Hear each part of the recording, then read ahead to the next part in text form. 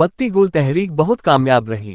हमारा एहतिजाज तब तक चलता रहेगा जब तक मोदी सरकार वक्फ कानून को वापस नहीं लेगी। गैर मामूली उसका स्पॉन्टेनियस रिएक्शन रहा और ख़ास तौर से तेलंगाना, हैदराबाद और कर्नाटका से जो अभी तक हमारे पास रिपोर्ट्स आ रहे हैं, पूरे लोगों ने बिला लिहाज मज़हब मिल्लत इसका साथ दिया है। मैं उनका शुक्रिया अदा करता हूं और इस प्रोटेस्ट करने का एक ही मकसद है कि हम नरेंद्र मोदी गवर्नमेंट को ये पैगाम देना चाहते हैं, ये मैसेज देना चाहते हैं कि आपने जो वक्फ अमेंडमेंट एक्ट 2025 बनाया है वो वक्फ बोर्ड के मफाद में नहीं है। वो वक्फ बोर्ड को बर्बाद करता है, वक्फ की प्रॉपर्टीज़ को ख़त्म करता है और ना उससे कोई रेवेन्यू में इजाफा होने वाला है। तो ये हमारा प्रोटेस्ट इसीलिए था और क्योंकि जो कानून बनाया गया वो अनकॉन्स्टिट्यूशनल है, हमारे संविधान के फंडामेंटल राइट्स के आर्टिकल 14, 15, 25, 26 और 29 का ग्रेव वायलेशन है। इसीलिए ये प्रोटेस्ट कॉल दिया गया है। आइंदा 1-2 हफ्ते के बाद ह्यूमन चेन का भी प्रोटेस्ट होगा, राउंड टेबल कॉन्फ्रेंस होंगी।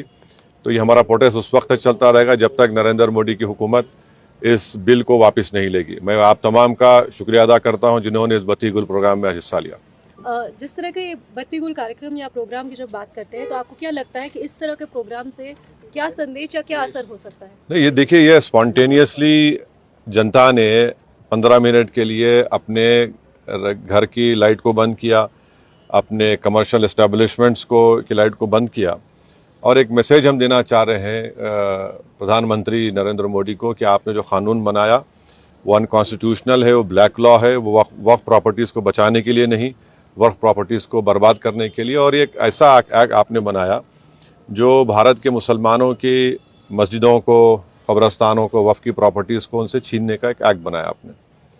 जिस तरह का भी माहौल बना हुआ है देश में, आतंकवादी जो घटना हुई है आपने भी उसको कंडेम किया है, लेकिन ऐसे हालात में आपको लगता है कि देश में अगर अंदरूनी तौर पर इस तरीके से विरोध होगा? नहीं, देखिए, जहाँ तक पहलगाम में जो हुआ है उसको तो हम आउटराइटली कंडेम कर रहे हैं और करते रहेंगे।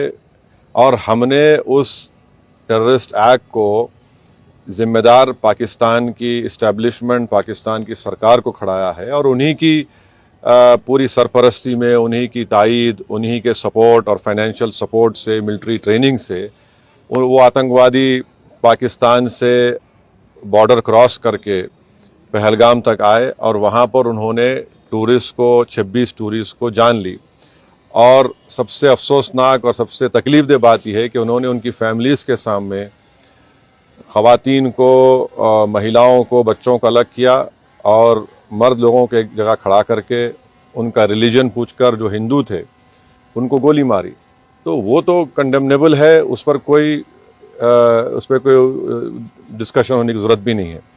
जहाँ तक हमारा ये प्रोटेस्ट है इस कानून के ख़िलाफ़, वो तो एक ऑनगोइंग प्रोटेस्ट था और आपको मालूम होगा कि all India Muslim personal law board ने उस टेररिस्ट एक्ट को कंडेम किया और क़रीब 3 दिन तक हमने अपने प्रोटेस्ट को रोक के रखा।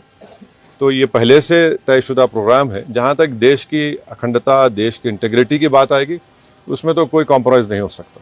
सर, आज की सबसे बड़ी खबर caste census, national caste census, इस पर आपका क्या कहना है? आपने धन्यवाद भी दिया है, एक तरफ क्रेडिट लेने की बात हो रही है, एक तरफ बीजेपी कह रही है कि तो मैं आपसे रिक्वेस्ट करूँगा, कल सुबह बात करेंगे ना, अपन आराम से बात करेंगे। ठीक है सर, आपका रोड मैप क्या रहेगा आगे के लिए? अब जो all India Muslim personal law board का प्रोग्राम है कि नेक्स्ट मंथ मई में ऐसे ही एक टाइम पर दिन में एक ह्यूमन चेन बनाई जाएगी इस वक्फ अमेंडमेंट एक्ट के खिलाफ और फिर राउंड टेबल कॉन्फ्रेंसेस भी होंगी। तो बकरीद से पहले 6 जून तक ये प्रोटेस्ट प्रोग्राम चलेगा। बाद का program all India Muslim personal law board तय करेगी। कांग्रेस अपनी तरफ से जो है आंदोलन कर रही है, प्रोटेस्ट कर रही है, तो क्या क्या आंदोलन कर रही है? जैसे वो इंदिरा पार्क में भी एक प्रोटेस्ट करना चाह रहे थे और किस बारे में? इसी को लेकर।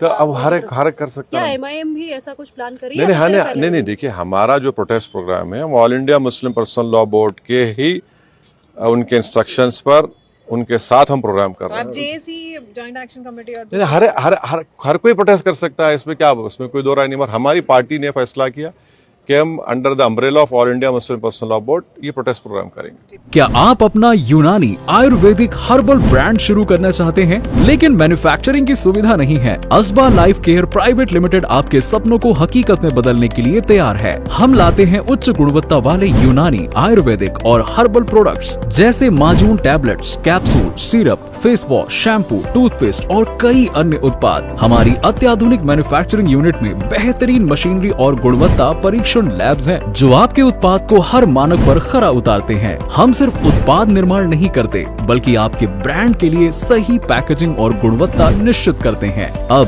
अस्बा लाइफ केयर के साथ आप अपना ब्रांड ऊंचाइयों तक ले जा सकते हैं। संपर्क करें 9458039611 या 8171161766 पर। Website www.asbalifecare private limited।